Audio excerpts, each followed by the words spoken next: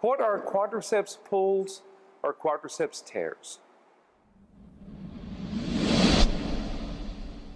The quadriceps is a group of muscles at the front of the thigh and works to extend or straighten the leg. These muscles can be strained or pulled with overexertion. The muscle strains will respond well to conservative therapy, including rest, ice, compression, and elevation. The tendons can also tear or rupture, causing the leg to be unable to bear any weight. When the tendons rupture, it usually requires surgical intervention and a prolonged recovery time.